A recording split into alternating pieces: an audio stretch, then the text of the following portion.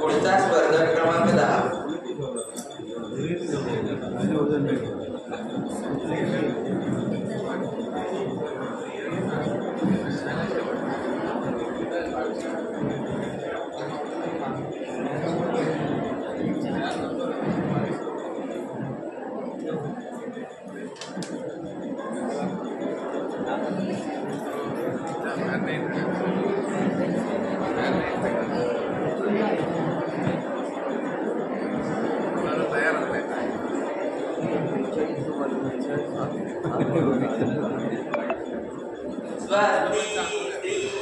गणनायकं गजमुखं मोरेश्वरं सिद्धिदं शुभमंगल सावधान.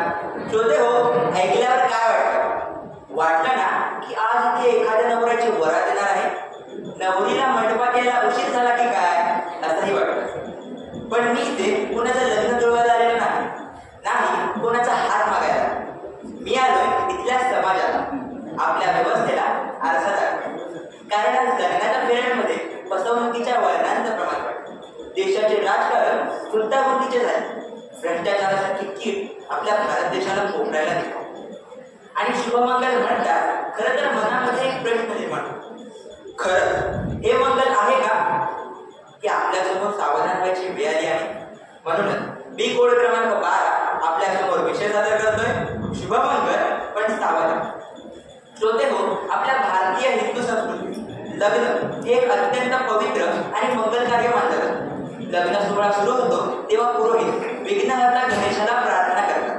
कार्य निर्विघ्नपणे पार पडावं, नववधूवराचं जीवन मंगलमय व्हावं यासाठी. मंगलाष्टका सुरू होतात अंतरपाडी आणि मंगलाष्टका सुरू होतात जिथे शुभमंगल अशी घोषणा होते तिथे सर्व वराडी एक मुखाने म्हणतात, सावधान. इथे एक विचार प्रवृत्त करणारा प्रश्न निर्माण होतो, लग्न हे जिथे एक शुभमंगल आहे तर त्यात सावधान असं का बरं म्हणावं लागत असेल. आणि याच सावधानचा धक्का कदाचित समर्थ रामदास स्वामींनाही बसतात. म्हणूनच तर गळ्यात माळ घालण्याऐवजी हातात जपमाळ घेऊन आणि संसाराच्या वाटेवरून वळण घेऊन एक काशीच्या दिशेने प्रस्थान केले. श्रोते हो, हा केवळ एक ऐतिहासिक किस्सा नाही, तर सावधान या शब्दामागे गांभीर्य समजून घेण्यास भाग पाडणारा विचार आहे. सावधान हा शब्द फक्त शरीरासाठी नाही, तो मन, वाणी आणि कर्तव्यासाठी आहे. या मंगलक्षणी तुमचे आयुष्य एकमेकांशी जोडले गेलेले आहे. त्यामुळे आध्यात्मिक, मानसिक, शारीरिकदृष्ट्या पूर्ण सजग राहा. हा ध्यान केंद्रित करण्याचा संदेश. पूर्वी लग्नाचं नातं हे एक अत्यंत पवित्र बंधन मानलं जायचं. आणि आता 30 दिवस प्री वेडिंग फोटो, 15 दिवस इन्स्टा रील आणि त्याच इंस्टाग्रामवर डीपी चेंज झाला की संपलं, लग्न मोडलं होते. श्रोते हो, आपल्या भारतामध्ये 2010 साली वार्षिक 90,000 ते 1,00,000 घटस्फोटांची नोंद झाली. 2024 मध्ये हीच संख्या 1,60,000 ते 1,80,000 जाऊन पोहोचली. आणि यातले 20% घटस्फोट तर महिलांकडून 35 स्टेट यासाठी घेतले गेले. मध्यंतरी आपल्या भारत देशामध्ये एक टोळी फिरत होती. त्यात सुंदर मुली अमीर मुलांना आपल्या दाया करतात व पुढे त्यांची 38 स्टेट आपल्या नावे करून त्यांना घटस्फोट देतात. ही फक्त नाण्याची पहिली बाजू आहे. नाण्याची दुसरी बाजू म्हणजे आजही हुंड्यासाठी महिलांचे खेळ चालूच आहेत. वैष्णवी हगवणे प्रकरण आहे.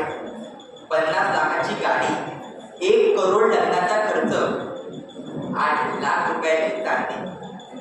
आणि एवढं सगळं लिहून शेवट काय, तर फक्त अजून हुंडा पाहिजे म्हणून सासू सासरे, नणंद आणि नवरा यांनी केलेल्या छळात शेवटी. या अशा घटना ऐकल्या की माझ्यासारख्या जेनझी पिढीला लग्न या शब्दाची जर भीती वाटत असेल ना, तर विचार करण्यासारखी गोष्ट ही आहे की हे शुभमंगल खरंच मंगल आहे का, की सावध व्हायची वेळ आली आहे.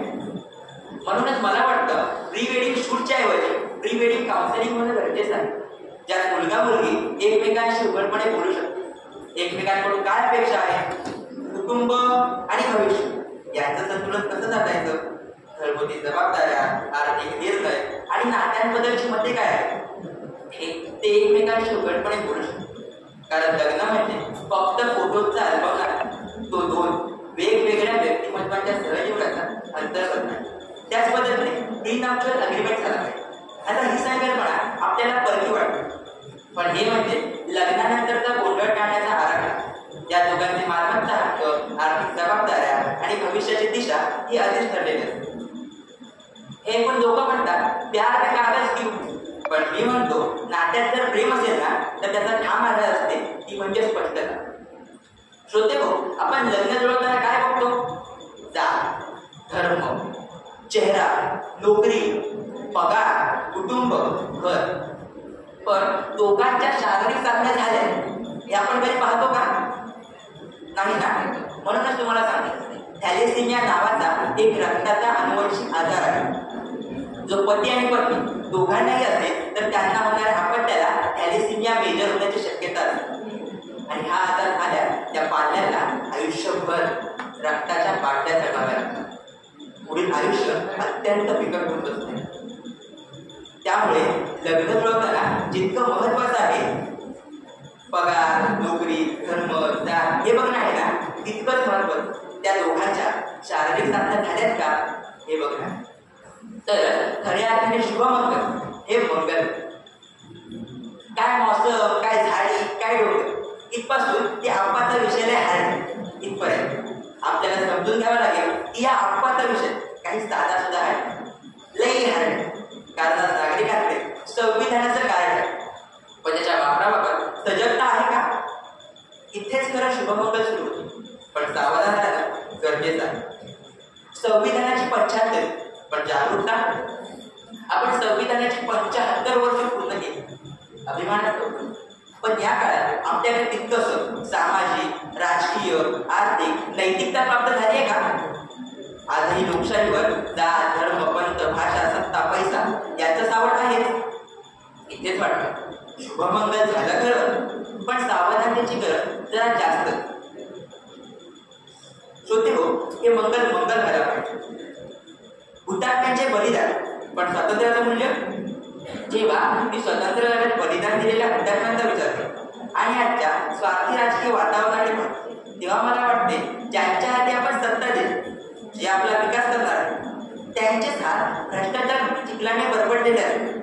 लोकशाहीचे पुढारी हेच लोकशाहीचे मारेकरी बनतात. तर विचार करण्यासाठी गोष्ट ही आहे की हे शुभमंगल खरंच मंगल आहे का, की सावध व्हायची वेळ आली आहे? या विचाराला मला जागतिक क्षेत्राकडे नेताना तुम्हाला अमेरिकेचे उदाहरण सांगायचे आहे. अमेरिकेचे राष्ट्राध्यक्ष डोनाल्ड ट्रम्प यांनी आपल्या राष्ट्रामध्ये कर कपात रद्द केली. लोक खुश झाले, पण नॅशनल डेट आणि टाळकट मात्र वाढले आणि याचा सरळ फटका सर्वसामान्य नागरिकांना. त्यामुळे आता जगाला सुद्धा विचार करायला लावतो. तो संदेश म्हणजे शुभमंगल पण सावधान. आज प्रत्येक विचार, कृती आणि संदेशामध्ये आपल्याला शुभमंगल पण सावधान हाच संदेश पुन्हा अनुभवावा लागतो. राष्ट्र उभं ते जबाबदार नागरिकांना, जागरूक युवकांना आणि विचारशील समाजात. आजकाल आपल्याला सगळीकडे शुभमंगल पाहायला मिळते. व्हॉट्सअपवर लग्नाचे फोटो, इंस्टाग्रामवर प्री वेडिंग शूटचे व्हिडिओ आणि त्यात 6 महिन्यात सावध झालेले स्टेटस. It's complicated. फोटोसाठी हसणं सोपं असतं, पण जगण्यासाठी समजून घेणं खूप गरजेचं. तर खऱ्या अर्थाने शुभमंगल मंगल. श्रोते हो, शुभमंगल पण सावधान. यातला हा सावधान भीतीचं नव्हे तर सजगतेचं सायरा आहे, ज्यामुळे खऱ्या अर्थाने शुभमंगल मंगल होतं. शेवटी आयुष्य एक सुंदर वराड आहे. तुम्ही वर किंवा बदलू, पण एक विचारपूर्वक घेतलेला निर्णय हेच तुमचं कण्यात आहे.